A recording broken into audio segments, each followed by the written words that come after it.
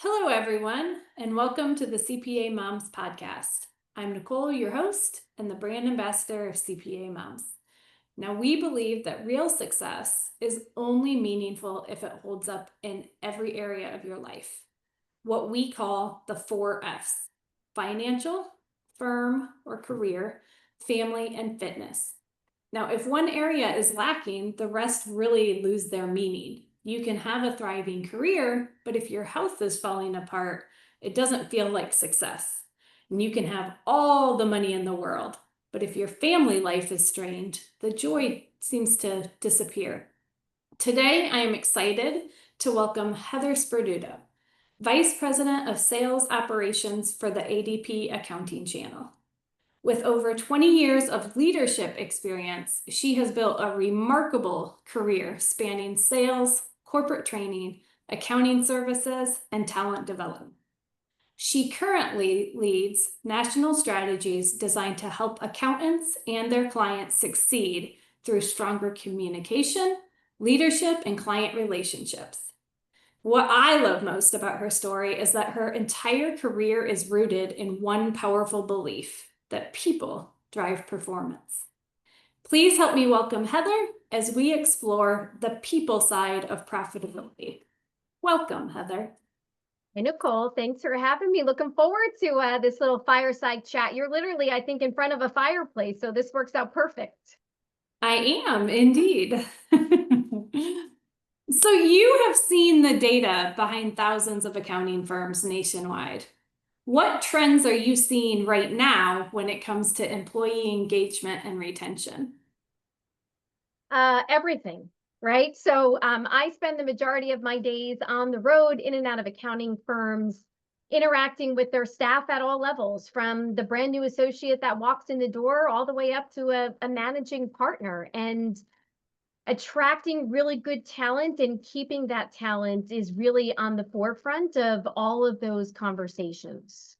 So the trends that we're seeing starts with how firms show up as they're trying to get really talented people into their organizations. And we've seen a lot more done on the front of social media and what it looks like to be an enticing employer, everything from compensation to benefits. The accounting industry is really elevating their game to make sure that they are putting their best foot forward to attract at all levels, not just that associate coming out of school that maybe on the CPA trajectory, getting ready to sit for the exam, but how do they get talented staff accountants and managers and partners? So we're really seeing it at all levels, and that's one side of the equation, but equally as important is now when we have the people, how do we keep them, right? How do we give them work that's meaningful? How do we drive them in a profession that traditionally is driven by deadlines and has those kind of like challenging points seasonally, but how do we create that workflow that people really enjoy and aligning with the strengths of the employees and where they see their best assets fit in the accounting profession overall. Yeah, beautiful. And so that is kind of talking about, what the employee is looking for, right? But having good high value employees also then has benefits for the company, for the firm. So what do the numbers tell us about how engagement impacts profitability or productivity or both?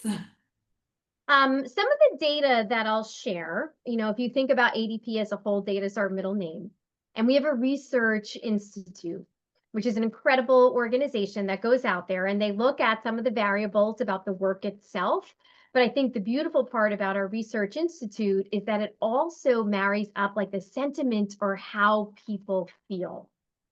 And when you look at the topic of engagement, not necessarily just on the accountant side, but in the workforce as a whole, the numbers are literally off the charts. So how about this? When people feel as if they are cared for, 92% of the time, they are more engaged, right? Like that's a really big number to consider. And 65% of the time, if you have an employee who feels like they're cared for, they will stay longer And the best part is more than half of the time, they will be more productive. So you have that element of, am I cared about in my work environment? But then when you look at the other piece, which is recognition, on the recognition side, if you have the ability to recognize your associates, 5 times more likely to stay when they're recognized for the work that they do. And on the flip Wow. side, if someone leaves, when you look at the reasons that they're leaving, 79% of the time they leave because they feel as if they weren't appreciated. And I thought that was like a really nice study that kind of summarized where people are in today's environment about, hey, am I cared for? And not only that, but am I being recognized for the work that I do? And those are two of the attributes that kind of keep people rocking and rolling in the position, the job, and the company that they work for. Yeah, that's so important, I think. Wow. That very good statistics there. So when you look at firms, and I mean, you mentioned that the accounting industry is really stepping up in this, but is there anything that surprises you about how firms treat people management versus other industries? What I would say is in recent years, I think that more and more firms are being cognizant across the board about the people aspect. And I see a lot of firms trying to work different and maybe take the pressure off of that tax season seasonality and create some of the services that really span and are evergreen throughout, Mm. doing more and more advisory work. So maybe it's not the volume of clients that are serviced, but it's more of a holistic approach and potentially more thorough services and more consultative work that's being done in the market, as opposed to just the compliance aspect of the services provided to the clientele. Does that make Yeah. sense? I don't know, Nicole, if you're seeing some of that. I know within CPA Moms that that's a lot of what you all do, and the beauty of what CPA Moms brings to the table with the guidance that you offer, not only to the accounting professionals, but to the mutual clients that are shared as well. Right. Yeah, for sure. I think there's definitely a shift in wanting to be, more proactively advising clients from both the accountant side, they want to be more involved in actively advising rather than just doing compliance, doing tax returns, that type of stuff. And then same thing from the client perspective, for sure. Now you talked about my brain just went blank. I will go and edit this out later. You talked about the two things that we see most that employees want, which are being cared for and being recognized. And I know that we are also moving into an environment where remote and hybrid work is more. So, how do those look like? How do those show up in a remote setting? In a remote setting, I mean, the beauty of today's workforce is you can hire talented people all over the place. But what doesn't change is the element of the interaction and how it is that you onboard those associates and can continue with their ongoing training and development. So there needs to be those frequent touch points and check-ins. And when I look at so many of the firms that have, whether it's remote locally or remote in a different pocket of the country, making sure that when we do show up and we have those activities, especially internally, that they're putting people in a position to share ideas, welcome ideas, outlining different steps and procedures that need to be done in lockstep to make sure that we have that right tech stack in place and everyone is on the same page so that we have efficiency. So, in the event, as an example, that there is an interaction and it's a meeting and it's a Zoom meeting like we're on today, does everybody have an understanding of what that agenda looks like? And is that meeting moving in a trajectory that everyone is gaining value from that interaction and walking away with clear next steps of action that needs to take place to get the end result of what we're striving to accomplish? Got it. Okay.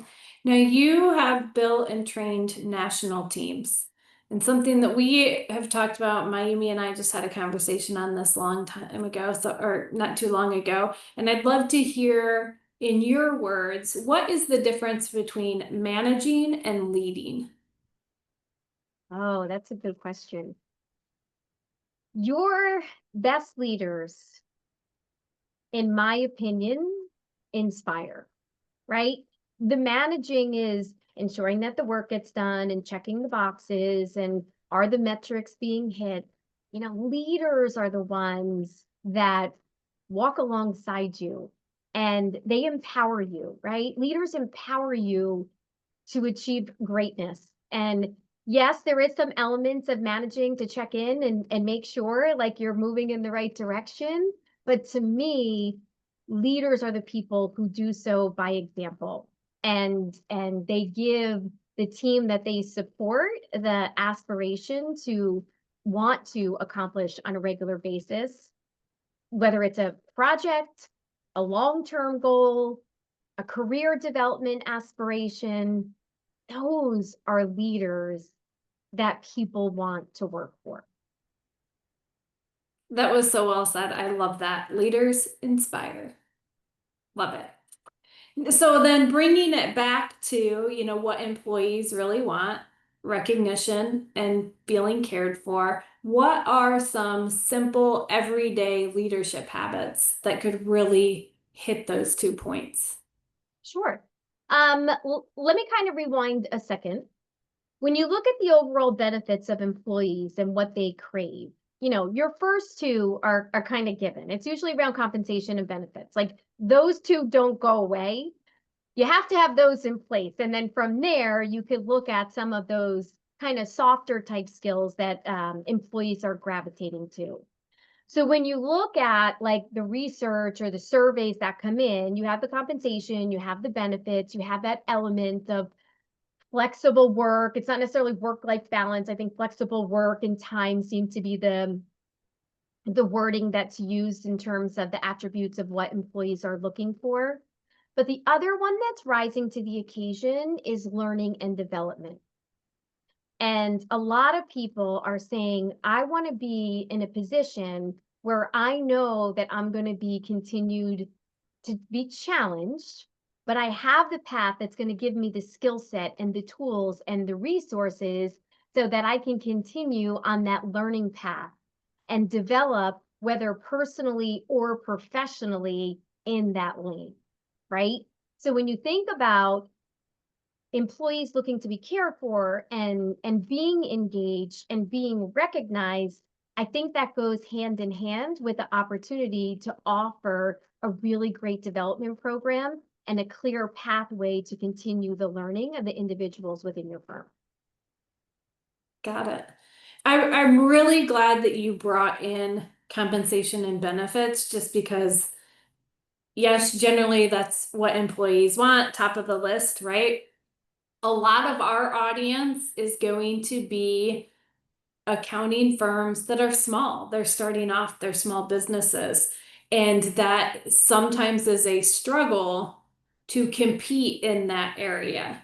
So, what are things that they can do that, I can't afford to pay the highest compensation and I'm struggling to find a reasonable way to get benefits? What can they do kind of as an incentive to still attract employees?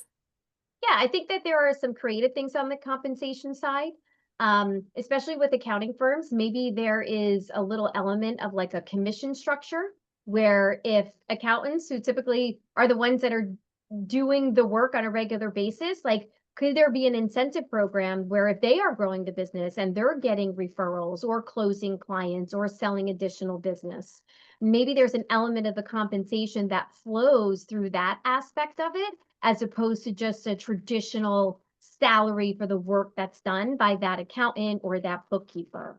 So I think that there are some incentives that could complement the way that the owner of the firm is trying to grow their business and offer some incentives from that perspective.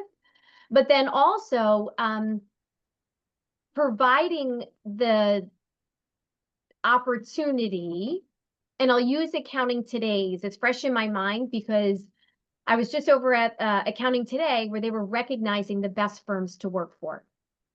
And sometimes you realize, although compensation is important, it's not always everything. When you consider a best firm to work for, those are the firms that are going above and beyond because they have flexible programs. They have an element of community. They have an element of giving back to the employees, to the mutual clients, and it creates an environment where almost the culture is elevated maybe above the need for the highest compensation in the market, right? So you can't be on the flip side where you're like so low that you're not even like near the par. Like you kind of need to look at what the metrics are to be average. But then I think that, you could look at ways to incentivize by growing the practice and giving back to the employees. And then also, what does your culture look like, and what do your leaders look like? Because people ultimately want to work for great leaders and they want to work in an environment where they enjoy what they do and they're using their strengths on a regular basis. Great. So what are some steps that firm owners can take starting today to create that culture where both the business and the people can thrive? For starters, it's about listening, right? Like before you can put a plan in place, if you're an owner of a firm, go out there and hear what your employees have to say. Hear what your clients have to say. I always throw back to firms. I do a lot of training and development and workshops in accounting firms. And we'll talk about, hey, if I met one of your clients at my kid's soccer game, what would they say about your firm? Or if I met someone that works in your firm at a cocktail party, at a wedding, how would they describe the firm that they work for? And I think you need to listen to learn about what that current status is and maybe seek some recommendations about where you could go next to make some changes. That's a great recommendation. Yes, I think that a lot of times we get so caught up in just do the work, do the work, do the work. And it's kind of scary to ask, a client, how am I doing? But sometimes just taking that time to ask, one, it's going to show them you care enough to ask the question, right? And then if there is something lacking, then they can tell you a lot more than anybody else because you're the one or they're the one getting the service from you. So that's really great. Nicole, I'll give you one more example. Observation when I go to the trade shows and the conferences, and I have the ability to be surrounded by the best of the best and some of the thought leaders that take the stage or run these workout sessions or workshop sessions. And many of them are so in tune with this concept of like a good tech stack, right? Mhm. So if I think about how it is that I create a culture where people want to come and work, we haven't really embarked on the conversation of technology yet, but what are the tools and the resources that I have in my day-to-day activity to be able to do the work? And, traditionally over the last several years, like exponentially, I think we can all agree technology has changed drastically. But have we bolted on all of these like different technologies and vendors that don't necessarily talk to each other? And in essence, maybe I'm creating more work than I originally sought out to. So in an environment where, yes, in the accounting profession, it's driven by massive amounts of works and seasonality and deadlines, but where can we take that time to maybe reevaluate the technology and the partners that I work with to make sure that they're in sync and I'm creating the right workflow to make my firm as efficient as possible? And I think that also lends itself to creating a really good work environment for your staff. Yeah, that definitely makes sense. And I think just overall getting your staff involved in, not all of the business decisions, but just some of those, at least asking their opinion of it. They're the one out there doing the work. I've even heard of like at the end of each year, talking to your staff as far as like what clients are great to work for, Mhm. what clients are like you are just miserable. Every time they call, you're like, ugh.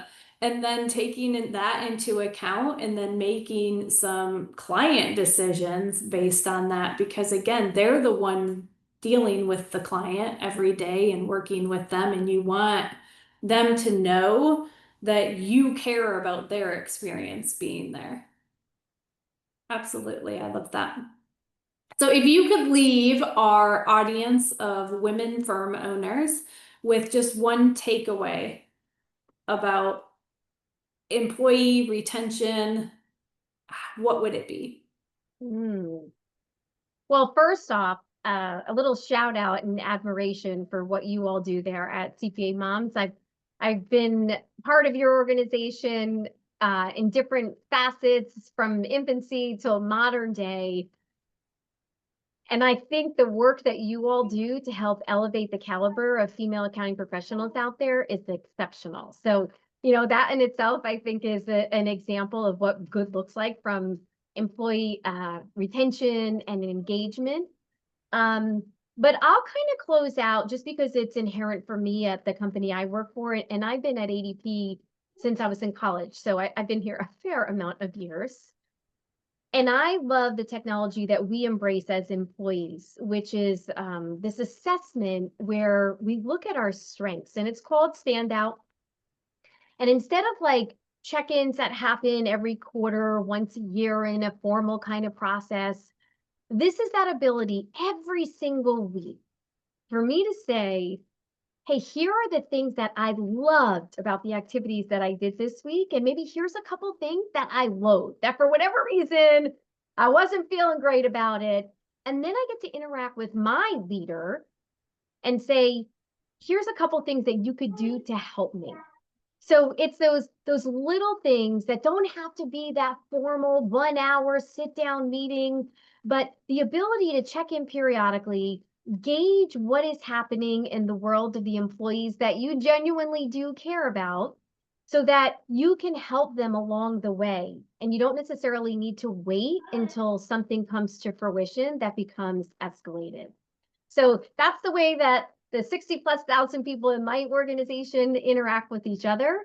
I'm a huge fan of it. I've learned a lot, and I use it with my family, right? So those short kind of little check-ins that allow you to use your strengths. And if there are things that maybe in your day-to-day life, like you're not feeling great about, maybe that's where the conversation lies to figure out how that could potentially be reallocated, right, someplace different, or maybe there's a technology that we could put in place to help solve for where that gap is.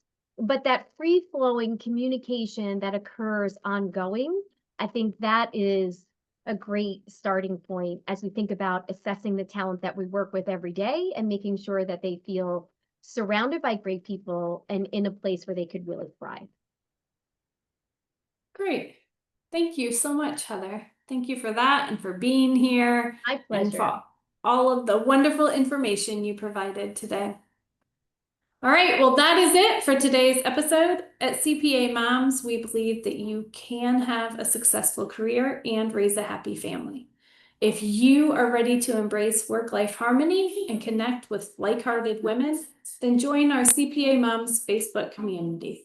Just click the link in the show notes or search CPA Moms on Facebook. We can't wait to welcome you.